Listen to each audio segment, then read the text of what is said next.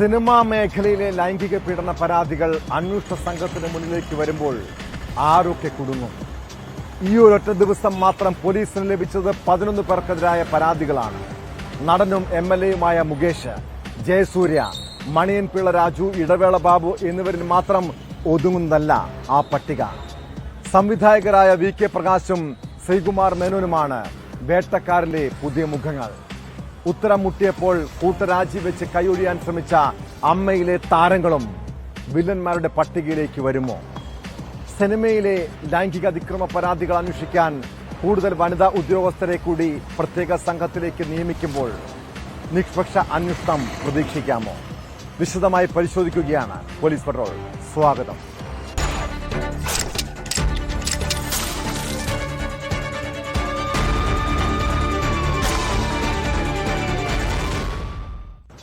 സിനിമയിലെ ലൈംഗിക പീഡനങ്ങൾ അന്വേഷിക്കാൻ രൂപീകരിച്ച പോലീസിലെ പ്രത്യേക സംഘത്തിന് മുന്നിലേക്ക് പരാതി പ്രവാഹമാണ്. ബംഗാളി നടി ശ്രീരേഖ മിത്രയുടെ പരാതിയിൽ സംവിധായകൻ രഞ്ജിത്തിനെതിരെ കേസെടുത്തതിന് പിന്നാലെ കൂടുതൽ പേർ പരാതിയുമായി രംഗത്തെത്തി. MLA-യും നടനുമായ മുകേഷ്, ജയസൂര്യ, ഇടവേള ബാബു, മണിയൻ പിള്ള രാജു തുടങ്ങി 7 പേർക്കെതിരെ മിനു മുനീർ ഇമെയിൽ മുഖേന പരാതി നൽകി. നടി രേവതി സമ്പത്ത് സിദ്ദിഖിനെതിരെയും പരാതി സമർപ്പിച്ചു. ലോക്കൽ പോലീസ് രജിസ്റ്റർ ചെയ്ത കേസുകൾ കൈമാറാൻ പ്രത്യേക അന്വേഷണ സംഘത്തിന്റെ നിർദ്ദേശമുണ്ട്. നടൻ ബാബുരാജിനും സംവിധായകരായ VK പ്രകാശനും ശ്രീകുമാർ മേനോനുമെതിരെ ജൂനിയർ ആർട്ടിസ്റ്റ് നൽകിയ പരാതിയിലും അന്വേഷണം നടക്കുകയാണ്.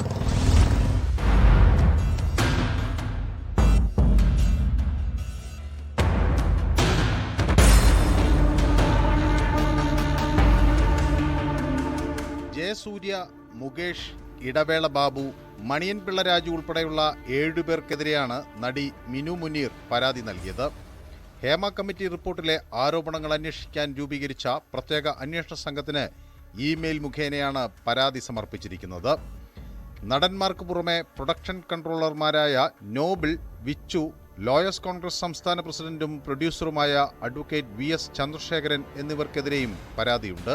വ്യത്യസ്ത സമയങ്ങളിൽ തനിക്കുനേരെ ലൈംഗികാതിക്രമമുണ്ടായി എന്നാണ് ഇമെയിൽ സന്ദേശത്തിൽ പറയുന്നത്.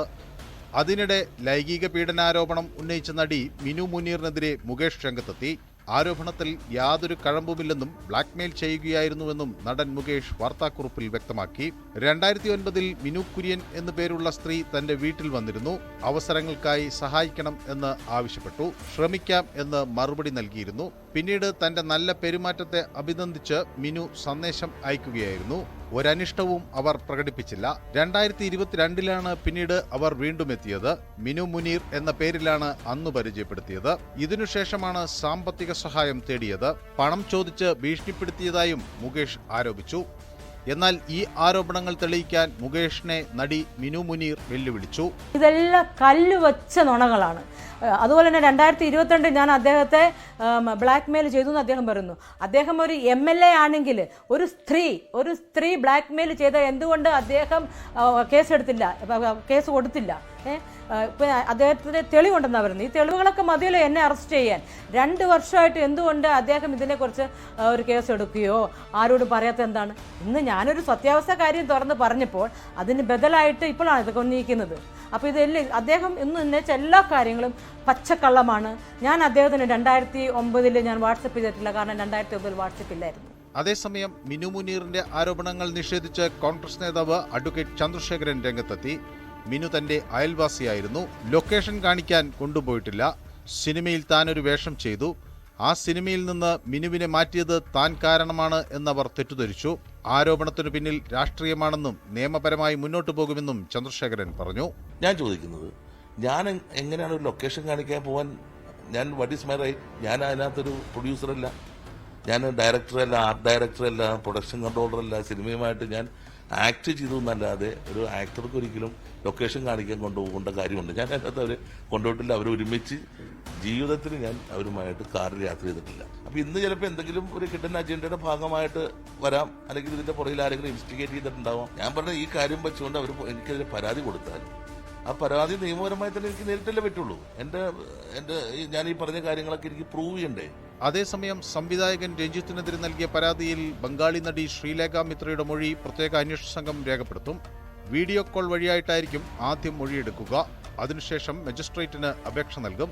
നടിക്ക് കേരളത്തിലെത്തി മൊഴി നൽകാൻ അസൗകര്യമുണ്ടെങ്കിൽ കോടതി വഴി ബംഗാളിൽ മൊഴിയെടുക്കാനുള്ള വഴിയും തേടുന്നുണ്ട്. നേരത്തെ ശ്രീലേഖ മിത്ര കൊച്ചി സിറ്റി പോലീസ് കമ്മീഷണർക്ക് നൽകിയ പരാതി പ്രത്യേക സംഘത്തിന് കൈമാറിയിരുന്നു.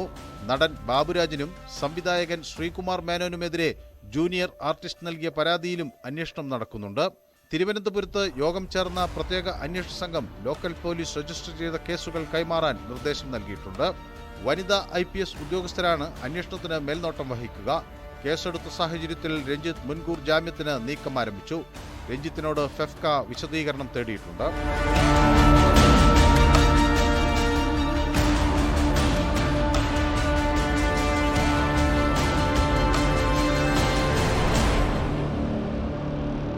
ന്യൂസ് 18 കൊച്ചി. സിനിമാ സെറ്റുകളിൽ വനിതാ താരങ്ങൾ നേരിടുന്നത് കടുത്ത അരക്ഷിതാവസ്ഥയാണ്. രാത്രി സമയങ്ങളിൽ താമസിക്കുന്ന മുറിയുടെ കതകിൽ മുട്ടും. ചിലർ ഫ്ളാറ്റിലേക്ക് ക്ഷണിക്കും. ലൈംഗിക അതിക്രമവും അധിക്ഷേപവും ഒറ്റപ്പെട്ട സംഭവങ്ങളല്ല. ഏറ്റവും ഒടുവിൽ താൻ നേരിട്ട ദുരനുഭവം വിവരിച്ച് പരസ്യ പ്രതികരണവുമായി രംഗത്തെത്തിയത് നടി ശിവാനി ബായിയാണ്. രാത്രിയിൽ കതക് മുട്ടുന്നത് പതിവായിരുന്നുവെന്നാണ് നടിയുടെ ആരോപണം. അവസരം വേണമെങ്കിൽ സഹകരിക്കണമെന്ന് ആവശ്യപ്പെട്ടെന്ന് ജൂനിയർ ആർട്ടിസ്റ്റ് സന്ധ്യയും ആരോപിച്ചു. സഹപ്രവർത്തകയുടെ അമ്മയോട് നടൻ മുകേഷ് മോശമായി പെരുമാറിയെന്നും യുവനടി വെളിപ്പെടുത്തി.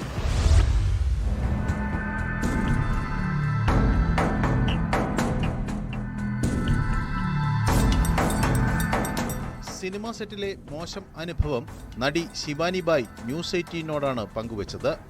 രാത്രിയിൽ കതക് മുട്ടുന്നത് പതിവായിരുന്നു. ലൊക്കേഷനിൽ വെച്ച് വളരെ മാന്യമായി സംസാരിക്കുന്ന താരമാണ് കതകിൽ മുട്ടിയതെന്നും ഇയാൾ ഓടിപ്പോകുന്നത് കണ്ടതായും ശിവാനി വെളിപ്പെടുത്തി. സംവിധായകനോട് പരാതിപ്പെട്ട ശേഷം മോശം അനുഭവം ഉണ്ടായിട്ടില്ല. പക്ഷേ ചൈന ടൗൺ എന്ന സിനിമയിൽ അഭിനയിപ്പിക്കരുത് എന്ന് നിർദ്ദേശിച്ച് അതേ താരം വ്യക്തിവൈരാഗ്യം തീർക്കാൻ ശ്രമിച്ചു. പിന്നീട് മോഹൻലാൽ ഇടപെട്ടാണ് വിഷയം പരിഹരിച്ചതെന്നും ശിവാനി ഭായ് പറഞ്ഞു. ഡോറിൽ മുട്ടുന്നുണ്ടായിരുന്നു. രാത്രി എനിക്കൊന്ന് 12 മണി ആ ടൈമിന് ഡോറിൽ ഇങ്ങനെ മുട്ടുന്നുണ്ടായിരുന്നു. ഞങ്ങൾ തുറക്കുമ്പോഴത്തേക്കും ആൾ ഓടി പോകുമായിരുന്നു. ആദ്യം പറഞ്ഞിരിക്കുന്നത് 2-3 വട്ടമായപ്പോൾ നമ്മൾ ആളിനെ കണ്ടു. പിറ്റേ ദിവസം തന്നെ ഞങ്ങളത് പരാതിപ്പെട്ടു. പക്ഷെ ഈ നടൻ നമ്മൾ ലൊക്കേഷനിലൊക്കെ വെച്ച് കണ്ട വളരെ നന്നായിട്ടാണ് സംസാരിക്കുന്നത്. രാത്രി അങ്ങനെ ഒരു കാര്യം അയാളുടെ ഭാഗത്ത് നിന്ന് ഉണ്ടാവുമെന്ന് നമ്മൾ പ്രതീക്ഷിച്ചില്ല. അതൊരു വൈരാഗ്യമായിട്ട് അദ്ദേഹം മനസ്സിൽ വെച്ചിട്ടുണ്ടായിരുന്നു. നിനക്കും ആ ആർട്ടിസ്റ്റിനും തമ്മിൽ എന്തെങ്കിലും ഇഷ്യൂ ഉണ്ടോ എന്ന് ചോദിച്ചു. അദ്ദേഹം പറഞ്ഞു ഇദ്ദേഹത്തെ നിന്നെ അഭിനയിപ്പിക്കേണ്ട, പല റീസൺസ് ഇങ്ങനെ പറഞ്ഞു എന്ന് പറഞ്ഞു, എങ്ങനെയും ഇങ്ങനെ പറഞ്ഞു വിടാൻ വേണ്ടിയിട്ട്. പക്ഷെ ലാൽ സാർ പറഞ്ഞു ഒരു പെൺകുട്ടിയാണ്, അതിനെ കൊണ്ടുവന്നിട്ട് ഇങ്ങനെ ഇൻസൾട്ട് ചെയ്ത് പറഞ്ഞു വിടാൻ പാടില്ല. അങ്ങനെ ലാൽ സാറിന്റെ സപ്പോർട്ടിലാണ് ഞാൻ അത് അവിടെ വർക്ക് ചെയ്തത്. അതിനിടെ കൂടുതൽ വെളിപ്പെടുത്തലുമായി ജൂനിയർ ആർട്ടിസ്റ്റുകളും നടിമാരും രംഗത്തു വന്നു. അവസരം വേണമെങ്കിൽ സഹകരിക്കണമെന്ന് ആവശ്യപ്പെട്ടതായും വഴങ്ങാത്തതിനാൽ അവസരങ്ങൾ നഷ്ടമായി എന്നുമാണ് ജൂനിയർ ആർട്ടിസ്റ്റ് സന്ധ്യയുടെ ആരോപണം. സഹപ്രവർത്തകയുടെ അമ്മയോട് നടൻ മുകേഷ് മോശമായി പെരുമാറിയെന്നും സന്ധ്യ ആരോപിച്ചു. എനിക്കറിയാവുന്ന ഒരു ആർട്ടിസ്റ്റാണ്. അവരിപ്പോ ഫീൽഡിലില്ല, അവരിപ്പോ മാരീഡ് ആൻഡ് സെറ്റിൽഡ് ആണ്. അവരുടെ പേരൻസ് എവിടെയാണെന്ന് എനിക്കറിയില്ല. അവർ കുറെ വർഷങ്ങൾ മുമ്പ് സംസാരിച്ചതിന്റെ ഇടയ്ക്ക് ഇങ്ങനെ ഒരു കാര്യം പറഞ്ഞു. ആരുമില്ലാത്ത സമയത്ത് അവരുടെ അമ്മയാണ് വീട്ടിലുണ്ടായിരുന്നത്, ആ ആർട്ടിസ്റ്റിന്റെ. എങ്ങനെയൊക്കെ അഡ്രസ്സ് കണ്ടുപിടിച്ച് ഈ പുള്ളി വീട്ടിൽ പോയപ്പോൾ മിസ്ബിഹേവ് ചെയ്തു. അവരടിച്ച് പുറത്താക്കി. അങ്ങനെയാണ് ഞാൻ കേൾക്കാൻ. അമ്മയോട്? അതെ, അമ്മയോട് മിസ്ബിഹേവ് ചെയ്തു. അവരടിച്ച് പുറത്താക്കി. പിന്നെ അവർ ആ ഫിലിം ഫീൽഡ് തന്നെ വിട്ടു. നമുക്ക് ഇങ്ങനെ ദുരനുഭവം ഉണ്ടാകുമ്പോൾ ആരും പോവില്ലല്ലോ. സിദ്ദിഖ് മോശമായി പെരുമാറി എന്ന സൈബർ പ്രചരണം തള്ളി നടി ആശാ ശരത് രംഗത്തെത്തി. സിദ്ദിഖിൽ നിന്ന് മോശമായ വാക്കുകളോ പെരുമാറ്റമോ ഉണ്ടായിട്ടില്ല. നല്ല സുഹൃത്തും സഹപ്രവർത്തകനുമാണ്.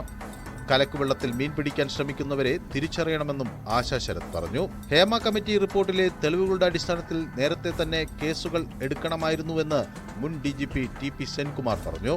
നിയമം അനുസരിച്ച് പോലീസ് മുന്നോട്ടു പോവുകയാണെങ്കിൽ ഹേമ കമ്മിറ്റി റിപ്പോർട്ടിൽ നിന്ന് ഒന്നും നഷ്ടമാകാൻ സാധ്യതയില്ല. സർക്കാർ റിപ്പോർട്ട് ഇത്രയധികം നാൾ പുറത്തുവിടാത്തതിനാൽ തെളിവുകൾ നഷ്ടപ്പെടാൻ സാധ്യതയുണ്ട് എന്നും സെൻകുമാർ പറഞ്ഞു. ഹേമ കമ്മിറ്റി റിപ്പോർട്ടിൽ തന്നെ കോഗ്നിസബിൾ ഓഫൻസ് റിപ്പോർട്ട് ചെയ്ത് കഴിഞ്ഞായിരുന്നു. അത് ശ്രദ്ധയിൽപ്പെട്ട് കഴിഞ്ഞാലും അതിൽ പിന്നീട് സ്പെസിഫിക് കംപ്ലൈന്റ്സ് വേണമെന്ന് നിർബന്ധിക്കുന്നത് അത്യാവശ്യമല്ലായിരുന്നു. ഒരു ഡിലേ വന്നു. അപ്പോൾ അതുകൊണ്ട് ഇപ്പൊ 10 വർഷം പഴക്കമുണ്ടായിരുന്നതിന് 15 വർഷം പഴക്കമായി. അപ്പോൾ എവിഡൻസ് അത്രയും കൂടി ലോസ് ചെയ്യാനായിട്ട് കാരണമാകും. ലൈംഗിക പീഡന പരാതി അന്വേഷിക്കാനുള്ള പോലീസ് സംഘത്തിൽ കൂടുതൽ വനിതാ ഉദ്യോഗസ്ഥരെ ഉൾപ്പെടുത്താനുള്ള നീക്കത്തിലാണ് സർക്കാർ.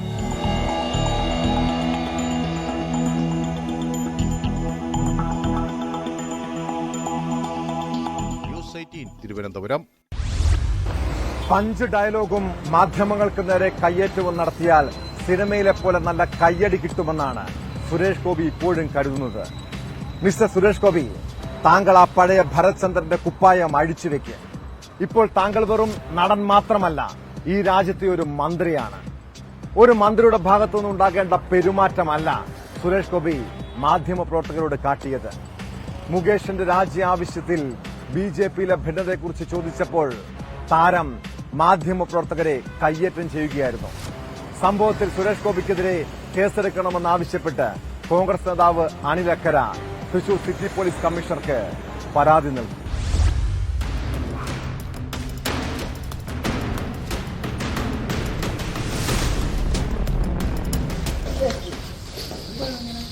എന്റെ വഴി എന്റെ അവകാശമാണ്. ജനങ്ങൾക്ക് അറിയേണ്ട ചോദ്യങ്ങളാണ് ഞങ്ങൾ ചോദിക്കുന്നത്.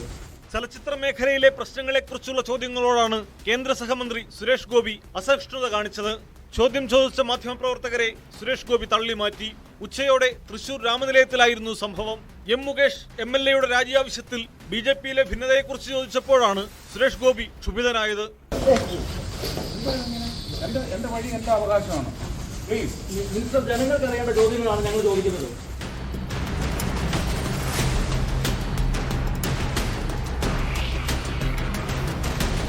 എന്റെ വഴി എന്റെ അവകാശമാണ് പ്ലീസ് എന്നും ബലപ്രയോഗത്തിന് ശേഷം സുരേഷ് ഗോപി മാധ്യമങ്ങളോട് പറഞ്ഞു.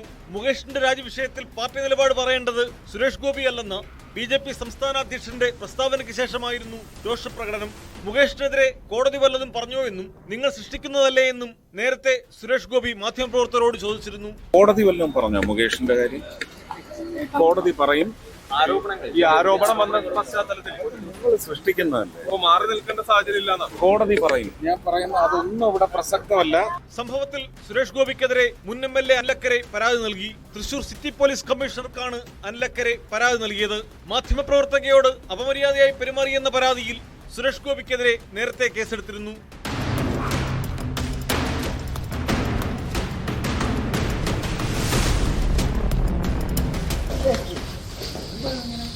എന്റെ വഴി എന്റെ അവകാശമാണ്. ജനങ്ങൾക്ക് അറിയേണ്ട ചോദ്യങ്ങളാണ് ഞങ്ങൾ ചോദിക്കുന്നത്. ന്യൂസ് 18 തൃശൂർ. കടയിൽ നിന്ന് ക്യാരറ്റ് എടുത്തതിനെ ചൊല്ലിയുള്ള തർക്കത്തിനിടെ കൊലപാതകം. പത്തനംതിട്ട റാന്നിയിലാണ് നാടിനു നടുക്കിയ സംഭവം അരങ്ങേറിയത്. പച്ചക്കറി വ്യാപാരി അനിൽകുമാറിനെ കടയിലെത്തിയ 2 പേർ ചേർന്ന് വെട്ടിക്കൊലപ്പെടുത്തുകയായിരുന്നു. ആക്രമണം തടയാൻ ശ്രമിച്ച കടയിലെ ജീവനക്കാരിയെയും ഭർത്താവിനെയും വെട്ടിപ്പരിക്കേൽപ്പിച്ചു. സംഭവത്തിൽ റാന്നി സ്വദേശി പ്രദീപ്, സുഹൃത്ത് രവീന്ദ്രൻ എന്നിവരെ പോലീസ് അറസ്റ്റ് ചെയ്തു. നിരവധി ക്രിമിനൽ കേസുകളിലെ പ്രതിയാണ് പിടിയിലായ പ്രദീപ്.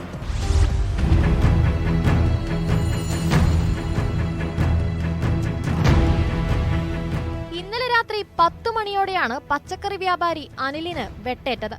പച്ചക്കറി വാങ്ങുന്നതുമായി ബന്ധപ്പെട്ട തർക്കമാണ് കൊലപാതകത്തിൽ കലാശിച്ചത്. അനുമതിയില്ലാതെ പ്രദീപ് അനിലിന്റെ കടയിൽ നിന്നും ക്യാരറ്റ് എടുത്തത് ചോദ്യം ചെയ്തതാണ് വാക്കേറ്റത്തിന് കാരണം. പിന്നീട് വീട്ടിൽ പോയ പ്രദീപും സുഹൃത്തും തിരികെ എത്തിയാണ് അനിൽകുമാറിനെ വെട്ടിക്കൊലപ്പെടുത്തിയത്.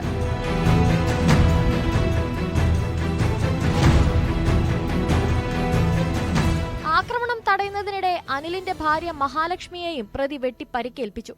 പ്രദീപിനെയും സുഹൃത്ത് രവീന്ദ്രനെയും പോലീസ് പിടികൂടി. നിരവധി ക്രിമിനൽ കേസുകളിൽ പ്രതിയാണ് അറസ്റ്റിലായ പ്രദീപ്.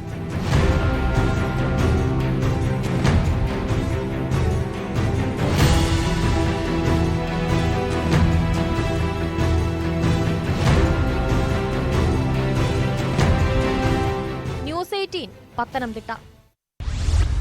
നഴ്സിംഗ് പഠനം പൂർത്തിയാക്കി വിദേശത്തേക്ക് പോകാൻ തയ്യാറെടുത്തിരുന്ന പെൺകുട്ടിയാണ് കൊല്ലം തെന്മല സ്വദേശിനിയായ സ്മൃതി. അതിനിടെ 1 വർഷത്തെ പരിശീലനത്തിനായി അവൾ കാസർഗോഡ് ബന്ദിയോട് സ്വകാര്യ ആശുപത്രിയിൽ ജോലിയിൽ പ്രവേശിച്ചു. മകൾ വിദേശത്ത് പോയി രക്ഷപ്പെടുന്നത് സ്വപ്നം കണ്ടിരുന്ന കുടുംബം കേട്ടത് ഒരു ദുരന്ത വാർത്തയാണ്. നഴ്സായ സ്മൃതിയെ ഹോസ്റ്റൽ മുറിയിൽ തൂങ്ങി മരിച്ച നിലയിൽ കണ്ടെത്തുകയായിരുന്നു. സംഭവം കൊലപാതകമാണെന്ന സംശയമാണ് ബന്ധുക്കൾ ഉയർത്തുന്നത്. വിദഗ്ധ പോസ്റ്റ്മോർട്ടത്തിനായി മൃതദേഹം പരിയാരം മെഡിക്കൽ കോളേജ് ആശുപത്രിയിലേക്ക് മാറ്റി.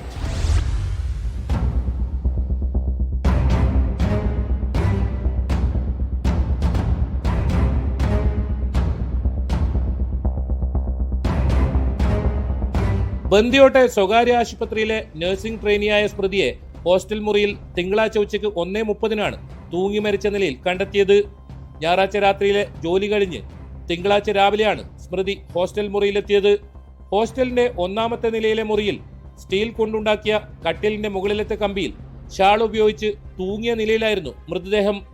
വിവരമറിഞ്ഞ് പോലീസ് സ്ഥലത്തെത്തിയെങ്കിലും ബന്ധുക്കളുടെ സാന്നിധ്യത്തിൽ ഇൻക്വസ്റ്റ് നടത്താൻ തീരുമാനിക്കുകയായിരുന്നു. സ്മൃതിയുടെ പിതാവ് രോഗബാധിതനായതിനാൽ പിതൃ സഹോദരൻ ഉൾപ്പെടെയുള്ളവരാണ് ബന്ദിയോട്ടെത്തിയത്.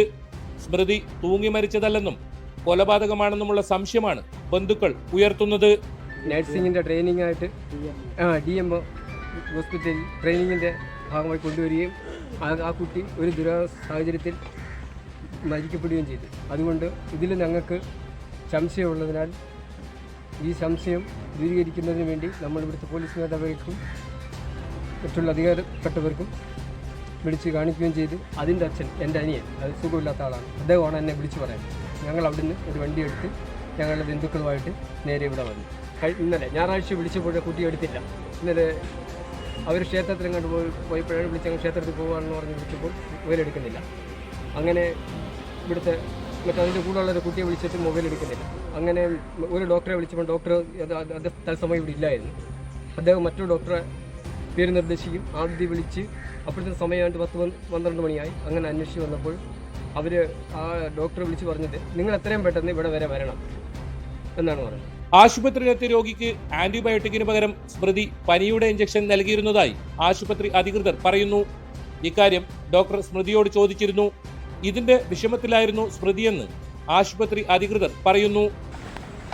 ഈ പറഞ്ഞ സ്മൃതി എന്ന് പറഞ്ഞ കുട്ടി ഞങ്ങളുടെ അടുത്ത് ജൂണിൽ ജോയിൻ ചെയ്തു. 3 months ആയിട്ടു ട്രെയിനിങ് പീരീഡിലായിരുന്നു.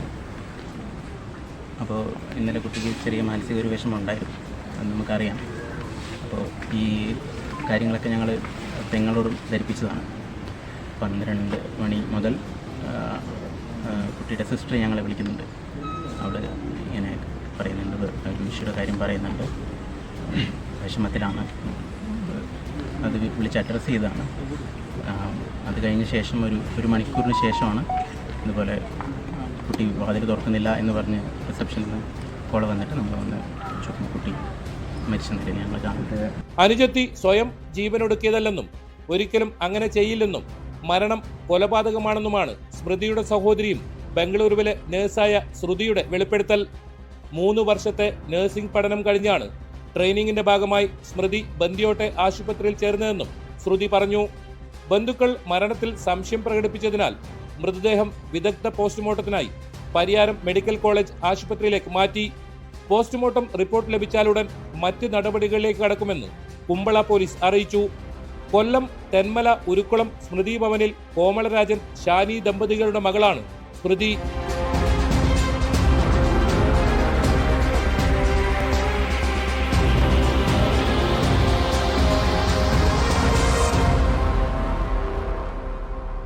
ന്യൂസ് 18 കാസർഗോഡ്. സ്കൂൾ വിദ്യാർത്ഥിനികളെ പ്രണയക്കെണിയിൽ വീഴ്ത്തുകയും പീഡനത്തിനിരയാക്കുകയും ചെയ്യുന്ന സംഭവങ്ങൾ ദിനം പ്രതി വർദ്ധിക്കുകയാണ്. കൊല്ലം ഓയൂരിൽ പ്രായപൂർത്തിയാകാത്ത പെൺകുട്ടിയെ പീഡിപ്പിച്ചെന്ന കേസിൽ യുവാവിനെ പോലീസ് അറസ്റ്റ് ചെയ്തു. വെളിയം സ്വദേശി വിഷ്ണുപ്രസാദാണ് പിടിയിലായത്. ഫേസ്ബുക്കിലൂടെ പരിചയപ്പെട്ട് പിന്നീട് ആ സൌഹൃദം മുതലാക്കി പെൺകുട്ടിയെ പീഡിപ്പിച്ചെന്നാണ് കേസ്. കുട്ടിയുടെ പെരുമാറ്റത്തിൽ സംശയം തോന്നിയ രക്ഷിതാക്കളും അധ്യാപകരും ചേർന്ന് പോലീസിൽ പരാതിപ്പെടുകയായിരുന്നു.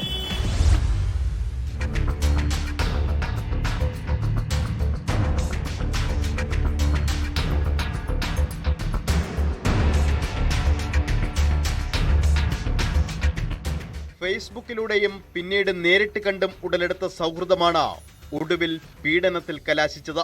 വെളിയം മാലയിൽ സ്വദേശി 28-കാരനായ വിഷ്ണുപ്രസാദാണ് പ്രായപൂർത്തിയാകാത്ത പെൺകുട്ടിയെ പീഡനത്തിനിരയാക്കിയ കേസിൽ പിടിയിലായത്. പെൺകുട്ടിയെ പ്രണയം നടിച്ച് വിവിധയിടങ്ങളിൽ കൊണ്ടുപോയി പീഡനത്തിനിരയാക്കിയെന്നാണ് പരാതി. കുട്ടിയുടെ പെരുമാറ്റത്തിൽ സംശയം തോന്നിയ രക്ഷിതാക്കളും അധ്യാപകരും ചേർന്ന ചൈൽഡ് വെൽഫെയർ കമ്മിറ്റിയിൽ പരാതി നൽകുകയായിരുന്നു.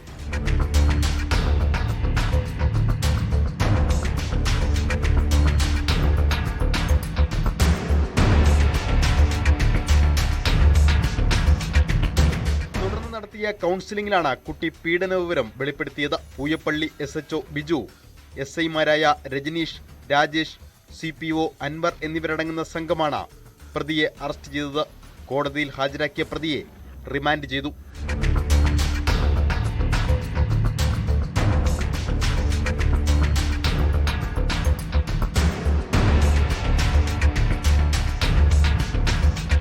ന്യൂസ് 18 കൊട്ടാരക്കര. കുട്ടികളെ വീട്ടിൽ തനിച്ചാക്കി പുറത്തുപോകുന്ന മാതാപിതാക്കളുടെ ശ്രദ്ധയ്ക്ക്. അവരെ കെണിയിൽ വീഴ്ത്തി കബളിപ്പിക്കാൻ പലരും നിങ്ങളുടെ വീടിന് സമീപത്ത് ചുറ്റിത്തിരിയുന്നുണ്ടാകാം. ഇടുക്കി ഏലപ്പാറയിൽ കുട്ടികളെ കബളിപ്പിച്ച് സ്വർണം തട്ടിയെടുത്തത് തേനി സ്വദേശിയാണ്. കുടുംബത്തിൽ അനർത്ഥങ്ങൾ ഉണ്ടാകുമെന്ന് ഭീഷണിപ്പെടുത്തിയാണ് കുട്ടികളിൽ നിന്നും സ്വർണം തട്ടിയെടുത്തത്. സംഭവത്തിൽ തേനി സ്വദേശി ഭൂപതിയെ ഇടുക്കി പീരുമേട് പോലീസ് അറസ്റ്റ് ചെയ്തു.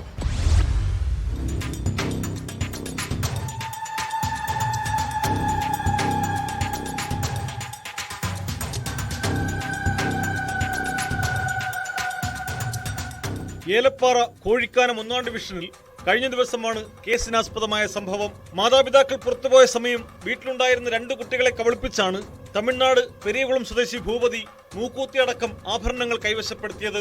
ഇയാൾ വീട്ടിലെത്തി കുട്ടികളുടെ മുമ്പിൽ മാജിക്ക് കാണിക്കുകയും തുടർന്ന് ഇവരുടെ മാതാപിതാക്കൾക്ക് ആപത്ത് വരാൻ പോകുന്നു എന്ന് പറഞ്ഞ് ഭയപ്പെടുത്തുകയും ചെയ്തു. പ്രതിവിധിക്കായി 4000 രൂപ ആവശ്യപ്പെട്ടു. ഇത് കൊടുക്കാനില്ലാത്തതിനാൽ കുട്ടികളുടെ കയ്യിലെ ആഭരണങ്ങൾ വാങ്ങി കടന്നുകളയുകയായിരുന്നു. ഏകദേശം ഉച്ചയ്ക്ക് 1 മണിയോടുകൂടിയാണ് ഏലപ്പാറ കോഴിക്കാൻ എസ്റ്റേറ്റ് 2 പെൺകുട്ടികൾ മാത്രം താമസിക്കുന്നു. അതായത് പ്രായം കുറഞ്ഞ 10 വയസ്സ് താഴെയുള്ള 2 പെൺകുട്ടികൾ മാത്രം അച്ഛനുമായി വീട്ടിലായിരുന്നു. ആ സമയത്ത് പ്രതി ജോത്സൻ ആണെന്ന് പറഞ്ഞുകൊണ്ട് വീട്ടിൽ വരികയും കുട്ടികളുടെ കൈ നോക്കി ഭാവിയും എല്ലാം പറയുകയും പറഞ്ഞതിന് ശേഷം ഈ കുട്ടികളുടെ ഒരു മാജിക് കാണിച്ച് കയ്യിലിരിക്കുന്ന പേപ്പർ ഭസ്മമാക്കി കുട്ടികളുടെ മാജിക് കാണിച്ച് പേടിപ്പിക്കുകയും തുടർന്ന് ഈ കുട്ടികളുടെ മാതാപിതാക്കൾക്ക് ആപത്ത് വരാനുണ്ട്. ആ ആപത്ത് വരാതിരിക്കണമെങ്കിൽ കുട്ടികളുടെ കയ്യിലിരിക്കുന്ന പൈസ ഇയാൾക്ക് കൊടുക്കണം. ഏകദേശം 4000 രൂപ വരെ ഇയാൾക്ക് കൊടുക്കണമെന്ന് ഇയാൾ കുട്ടികളോട് ആവശ്യപ്പെട്ടു. ഈ കുട്ടികൾക്ക് പ്രായം കുറഞ്ഞ കുട്ടികളാണെങ്കിൽ കുട്ടികൾ വളരെയധികം പേടിച്ചു. മാതാപിതാക്കൾക്ക് എന്തെങ്കിലും ആപത്ത് സംഭവിക്കുന്ന രീതിയിൽ കുട്ടികൾ പേടിക്കുകയും തുടർന്ന് കയ്യിൽ പൈസ ഇല്ല എന്ന് ഇയാൾ അറിയിക്കുകയും ചെയ്തു. പക്ഷേ ഇയാൾ പോകാൻ കൂട്ടാക്കിയില്ല. ഇവരെ ഭീഷണിപ്പെടുത്തി കൊടുത്തു.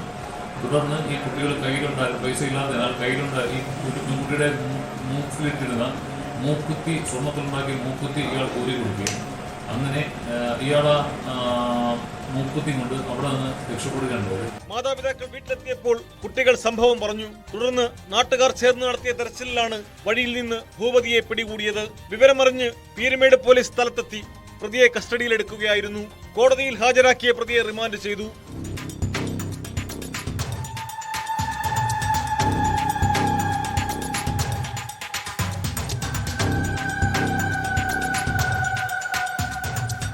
ന്യൂസ് 18 ഇടുക്കി.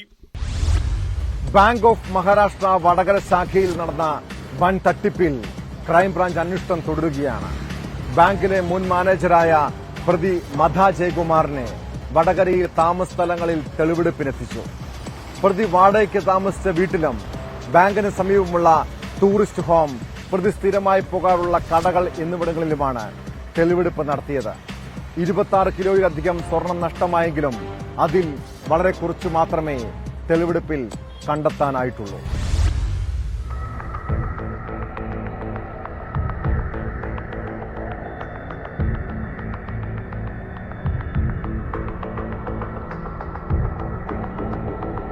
പണയ സ്വർണം തട്ടിയെടുത്ത കേസിലാണ് പ്രതിയായ ബാങ്ക് ഓഫ് മഹാരാഷ്ട്ര വടകര ശാഖ മുൻ മാനേജർ മധ ജയകുമാറിനെ വിവിധ സ്ഥലങ്ങളിലെത്തിച്ച് തെളിവെടുപ്പ് നടത്തിയത്. പ്രതി വാടകയ്ക്ക് താമസിച്ച വടകരയിലെ വീട്ടിലും ബാങ്ക് ശാഖയ്ക്ക് സമീപമുള്ള ടൂറിസ്റ്റ് ഹോം, ഇയാൾ സ്ഥിരമായി പോകാറുള്ള കടകൾ എന്നിവിടങ്ങളിലുമാണ് തെളിവെടുപ്പ് നടത്തിയത്. കസ്റ്റഡി കാലാവധി അവസാനിച്ചതിനാൽ പയ്യോളി കോടതിയിൽ ഹാജരാക്കിയ പ്രതിയെ റിമാൻഡ് ചെയ്തു. പ്രതിയെ തഞ്ചാവൂരിലെത്തിച്ച് നടത്തിയ പരിശോധനയിൽ പണയപ്പെടുത്തിയ 5.3 കിലോഗ്രാം സ്വർണം മാത്രമാണ് കണ്ടെത്തിയത്. മൊത്തം 17 കോടിയിലധികം രൂപ വില വരുന്ന 26 കിലോ സ്വർണമാണ് ബാങ്കിൽ നിന്ന് നഷ്ടമായത്.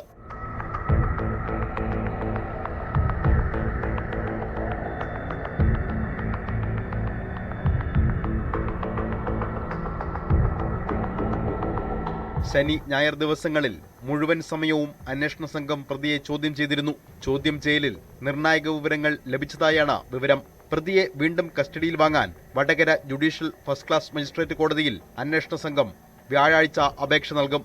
ഇതോടൊപ്പം ഹാജരാക്കാൻ ബാക്കിയുള്ള സ്വർണവും കോടതിയിൽ ഹാജരാക്കുമെന്ന് പോലീസ് പറഞ്ഞു.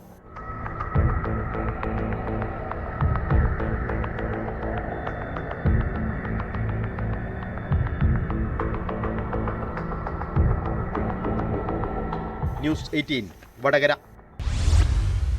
സിനിമയിൽ അവസരം വാഗ്ദാനം ചെയ്തും മറ്റ് പല രീതിയിൽ പ്രലോഭിച്ചും സ്ത്രീകളെ ചൂഷണം ചെയ്ത കഥകൾ ഞെട്ടലോടെയാണ് മലയാളികൾ കേട്ടത്. തൊഴിലിടത്തെ ലൈംഗിക ചൂഷണത്തിൽ ശക്തമായ നടപടി സ്വീകരിക്കേണ്ടതാണ്. അതിലും ഗൌരവമുള്ള വിഷയമാണ് കുട്ടികൾക്ക് നേരെയുള്ള ലൈംഗിക അതിക്രമം. കൊല്ലം കൊട്ടാരക്കരയിൽ ഏതാനും വർഷങ്ങൾക്ക് മുൻപ് പ്രായപൂർത്തിയാകാത്ത പെൺകുട്ടിയെ വീട്ടിൽ അതിക്രമിച്ച് കയറി പീഡിപ്പിച്ച ഒരു കേസ് ഏറെ ചർച്ചയായതാണ്. ആ കേസിൽ പ്രതിക്ക് കോടതി ശിക്ഷ വിധിച്ച ദിവസമാണിത്. കരിയിപ്പുറ സ്വദേശി 28 വയസ്സുള്ള ശ്രീകാന്ത് 47 വർഷം കഠിന തടവ് ശിക്ഷ അനുഭവിക്കണമെന്നാണ് ഉത്തരവ്. പ്രതി 30,000 രൂപ പിഴയും അടയ്ക്കണമെന്ന് കൊട്ടാരക്കര അതിവേഗ പ്രത്യേക കോടതിയുടെ വിധിയിലുണ്ട്. സ്ത്രീകൾക്കും കുട്ടികൾക്കും നേരെ അതിക്രമം കാട്ടുന്നവർക്കുള്ള താക്കീതാണ് കൊട്ടാരക്കരയിലെ ഈ കോടതി വിധി.